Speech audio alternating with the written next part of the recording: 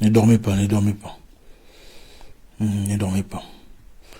Les États-Unis viennent de voter une loi, je le dirais très bêtement, hein, pour que tout le monde comprenne, euh, pour faire payer aux Africains le fait de n'avoir pas voté contre la Russie ou pour l'Ukraine. Pendant, vous savez, il y a quelque temps, très récemment, on avait fait leur histoire là aux Nations Unies pour voter qui sont contre le fait que les Russes soient partis en Ukraine et tout le reste. Alors, on veut développer une situation selon laquelle il faudrait scruter les pays, scruter toutes les activités russes en Afrique, c'est-à-dire investissement, projets. Donc tous les pays qui ont soutenu ou qui ne sont pas clairs dans cette histoire doivent subir les conséquences. Mais on a écrit ça en anglais très professionnel, anglais de Shakespeare, pour pas que l'on comprenne tout à fait. On va essayer de voir très bêtement. On est bête, mais on n'est pas trop bête. Ça c'est intelligent. On a fait de l'anglais en français, ça sera pas parfait, mais on va essayer de lire ensemble pour essayer de comprendre.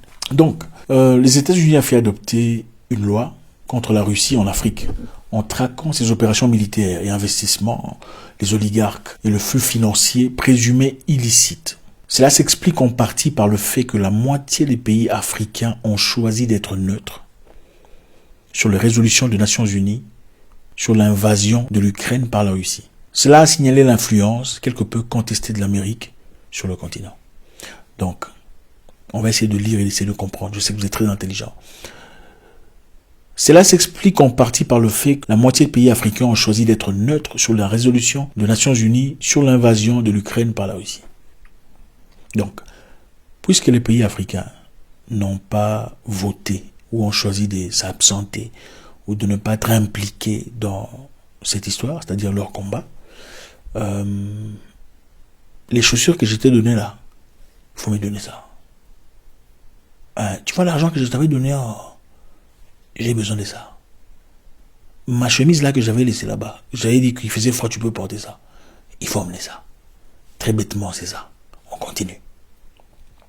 Par le biais de la loi sur la lutte contre les activités malveillantes de la Russie en Afrique, les États-Unis souhaitent demander des comptes au gouvernement africain et à leurs responsables qui sont complices de l'aide à l'influence et aux activités malveillantes des Russes. Donc il s'agit ici d'un projet où il faut scruter, examiner, fouiller, comprendre toutes les activités présumées russes en Afrique ou avec les gouvernements africains qui dealent et trade avec les Russes, pour essayer de trouver un moyen de freiner ça. Freiner ça dans quel cas? Sur le plan financier, sur le plan économique. Sur le plan financier, c'est-à-dire, si je te donne quelque chose, je te demande de ne pas parler à Youssoufa. Puisque tu parles à Youssoufa, je ne te donnerai plus l'argent que je te donne à la fin du mois. Oh, au fait, tu as un problème de handicap. Tu as besoin d'aller voir le médecin. Et c'est moi qui te facilite la tâche en voiture. Si tu continues de saluer Youssoufa, tu ne monteras plus dans ma voiture. La loi a été initiée par un monsieur au nom de Grégory Mick. Grégory Mick, c'est votre oncle. Il faut regarder son visage. C'est votre oncle. Donc Grégory Mick, c'est lui qui est parti dire, bon, puisque les Africains ne sont pas alignés avec nous, clairement, il faut les faire payer. C'est inacceptable, il faut les serrer. Il faut maintenant, les gouvernements qui ne sont pas alignés, ils doivent payer un prix. On doit engager de l'argent, des gens, des forces. Pour que ces pauvres Africains, voilà quoi. Attends, ça va pas, après tout. Ce sont des Africains. Regardez monsieur, c'est votre oncle. Ce n'est pas un Libanais, pas un Pakistanais, c'est votre oncle qui veut vous sacrifier. Le 4 mai, Michael McCall, qui est l'un des co-sponsors du projet de loi, a déclaré dans sa déclaration liminaire à la commission de balisage. Pour faire face à l'attaque à grande échelle de la Russie contre l'Ukraine, nous devons faire en sorte que chaque État choisisse entre faire les affaires avec le monde libre ou avec le criminel de guerre. L'Afrique ne sera pas acceptée. Je recommence. Pour faire face à l'attaque à grande échelle de la Russie contre l'Ukraine, nous devons faire en sorte que chaque État choisisse de faire les affaires avec le monde libre ou avec le criminel de guerre. Chaque État, on parle de quel État? Les Africains. Donc, dans ce problème ici, vous ne pouvez pas vous absenter. Vous ne pouvez pas être neutre. Vous allez faire un choix. Ok, on va examiner. Vous êtes des francophones. Nous devons faire en sorte que chaque État choisisse entre faire des affaires avec le monde libre ou avec les criminels. Donc, le monde libre, c'est qui? C'est eux. D'accord. Dans un monde libre, supposons, le monde libre, c'est là où l'homme, s'il veut marier une femme, il marie une femme. Une femme, s'il veut d'un homme, il marie un homme. L'homme, s'il veut marier un homme, il marie un homme. Joëlla, s'il veut marier Rita, elle marie Rita. C'est ça, non? Le monde libre. Bon. Si Mustapha dit non, Marc, tu es obligé de marier Pamela. Si tu ne épouses pas Pamela et que tu vas épouser Paulin, je ne veux plus rien à foutre de toi. Je répète. Dis, je suis un homme, je dis à mon pote, tu vas épouser une femme. D'accord? Si tu n'épouses pas une femme, tu épouses un monsieur Giscard ou Justin ou Gilbert. Moi, je ne l'accepte plus, je ne veux plus rien de toi. Comment on va m'appeler? Ah, ok.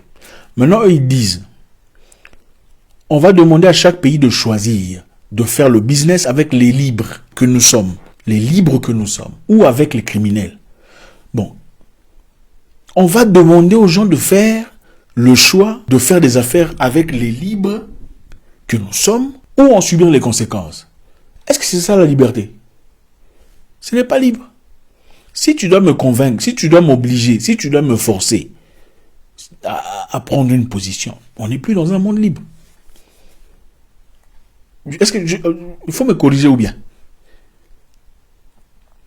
Le projet de loi parrainé par le républicain Gregory Wildon Mix, qui préside la commission des affaires étrangères de la Chambre, obligera le département d'État à envoyer au Congrès chaque année un rapport sur les mesures américaines pour contrer la machination russe en Afrique. Donc, les pays qui ne sont pas alignés, c'est fini. Vous savez, en 1955, beaucoup de pays se sont réunis au moment de la guerre froide entre l'Est et l'Ouest. Vous comprenez ce que c'est? Les États-Unis et l'Union soviétique étaient en guerre froide. Alors, beaucoup de gens ont dit, bon, écoutez, votre histoire là, ça ne nous regarde pas. Nous, on ne va pas entrer. Ils ont signé le traité des non-alignés, c'est-à-dire les personnes qui ne sont pas alignées. Votre problème finissait ça entre vous. Nous, on ne va pas entrer, on ne va pas choisir A, on choisira pas B, pour éviter les problèmes. Et ça a été respecté pendant tout ça. En disant que nous devons faire en sorte que chaque État choisisse entre faire des affaires avec le monde libre que nous sommes ou avec les criminels. C'est-à-dire, on marche, on piétine sur votre droit d'être neutre. Maintenant, là, je me pose la question, est-ce que nous sommes vraiment libres? Sommes-nous vraiment décolonisés? Si on est obligé de partager ta façon de voir les choses. On peut savoir que tu as raison, sans nécessairement nous impliquer dans des histoires, parce que ça ne nous regarde pas directement. C'est exactement ce qui se passe en Afrique. Il y a beaucoup de guerres qui se passent ici et là, beaucoup, les gens s'en foutent. Chez les Congolais, là-bas, je sais pas combien de millions de morts déjà. Combien de personnes ont dit il faut vous aligner ou pas. Personne ne l'a fait. Au Soudan du Sud, il y a beaucoup de choses qui sont passées.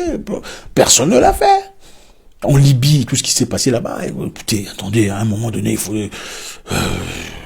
Ah oui, quoi. Donc, excusez-moi. Le Tony Blair Institute du Global Change, dans son rapport intitulé Security Soft Power, a dit: ces dernières années, la Russie s'était présentée à l'Afrique comme un partenaire militaire, principalement aux pays au bilan douteux en matière de démocratie et le respect des droits de l'homme, en échange de ressources naturelles. Je vais encore répéter ce que Tony Blair, vous connaissez Tony Blair? C'est ce que Tony Blair est en train de dire. Ces dernières années, la Russie s'est présentée en Afrique comme un partenaire militaire, principalement pour le pays au bilan douteux en matière de démocratie. Moi, je ne sais pas si Tony Blair peut parler de démocratie. Tony Blair, vous connaissez Tony Blair? C'est le monsieur qui est parti en Irak pour aller tuer des gens là-bas. Il parle de démocratie. La Russie s'est associée aux pays africains au bilan douteux en démocratie. Tony Blair du pays libre. Qui sont partis en Irak, briser des familles, détruire tout un avenir, toute une génération, au nom de quelques bombes nucléaires qui en réalité étaient inexistants. Je pense qu'à un moment donné, il faut savoir se donner le respect nécessaire. Au fait, ce qui se passe ici, c'est quoi? Comme les Africains ont refusé de s'aligner ouvertement contre la Russie, on veut nous faire payer. On va nous faire payer. Vous savez, il y a un moment, on a exclu quelques pays de l'EGOA. EGOA est un programme que les États-Unis ont initié dans le but de faciliter les échanges, c'est-à-dire moins de frais, tout ça et tout le reste pour faciliter, entre parenthèses, pour faciliter l'exportation de certains pays africains. On a exclu l'Éthiopie pendant que les Éthiopiens se battaient contre les rebelles qui sont venus attaquer, on leur a demandé de faire le cessez-le-feu. Les Éthiopiens ont dit niet, on ne fera pas de cessez-le-feu avec des rebelles, ils vont rentrer chez eux. Quand on les a battus, on s'est fâché contre eux. On les a exclus de Goa. Le Mali a été exclu de Goa. La Guinée est exclue de Goa. Donc, comme les Africains sont des mendiants, excusez-moi de le dire, pas vous, mais ceux-là que vous soutenez, en tout cas ils sont vos cousins, tout ce qu'ils font, beaucoup ne veulent pas les voir partir. C'est ça la tristesse, c'est ça la réalité. Quand on vous dit rentrer en Afrique, nous battre et mourir pour nos terres, chasser ces dirigeants-là, ils peuvent pas tous nous tuer. Vous ne voulez pas. Beaucoup veulent manger pizza, shawarma, chez Matongé, Bruxelles, Paris, tout ça, chez autrui. Et puis quand Marine Le Pen vous dit de rentrer, vous vous fâchez. Bref, c'est pas ça notre sujet. C'est-à-dire, on veut vous forcer à prendre une position. Si vous ne prenez pas position, c'est-à-dire que vous allez payer un prix. Les choses vont complètement changer. On veut serrer. Beaucoup de pays ont refusé de s'aligner, c'est clair, pendant cette histoire de vote. Alors, qu'est-ce qu'on peut faire? Les Africains doivent apprendre à se faire respecter. Je pense que le moment est parfait pour que l'élite africaine intellectuelle s'exprime et dise quelque chose à l'égard de cette histoire. Surtout les gens au pouvoir. Nous sommes indépendants. Nous sommes au moins censés être indépendants. Le respect s'impose. Quelquefois dans la vie, il faut apprendre à entrer en guerre. Et là, je ne parle pas de guerre avec des bombes. Entrer en guerre avec quelqu'un pour faire revenir le respect. Quelquefois dans la vie, il faut entrer en guerre. Et ça, c'est valide avec tout le monde. Avec des gens, avec des gens de famille, avec des cousines, avec des... La belle... Enfin, il y a des moments dans la vie, vous entrez en guerre pendant un temps. Pour restituer le respect. Pour éviter le dérapage. C'est ça la vie. Je pense que le moment est bien choisi pour que les Africains s'expriment. Comment est-ce qu'un monsieur là, Grégory Mick, un descendant de vos frères, des Noirs, partis aux États-Unis, pour aller initier une loi qui va vous mettre la corde au cou? Moi, je ne comprends pas. Moi, je n'ai jamais vu ce genre d'histoire. Et puis, on vous dit que le Sénat américain a pris le projet, a voté le projet à 415 voix pour 9 contre. 415 voix pour et 9 contre. C'est-à-dire, aux États-Unis, il y a les démocrates et les républicains. Ils ne s'aiment pas. Si celui-ci veut voter quelque chose, les autres n'aiment pas. Mais sur ce point ici, là, 415 sont pour, seulement 9 sont contre. Donc, démocrates et républicains se sont mis en accord contre les Africains. Vous comprenez que quand il s'agit des Africains, les démocrates et les républicains sont identiques. Vous avez refusé de vous aligner, alors vous payerez un prix pour ça. Je pense qu'il est important. L'Afrique aujourd'hui a besoin de chacun de ses fils. L'objectif est de faire quoi? D'investiguer, de comprendre quelle est l'influence russe sur l'Afrique. Comment est-ce que les Africains n'ont pas réagi comme nous? Comment est-ce qu'ils ne se sont pas fâchés?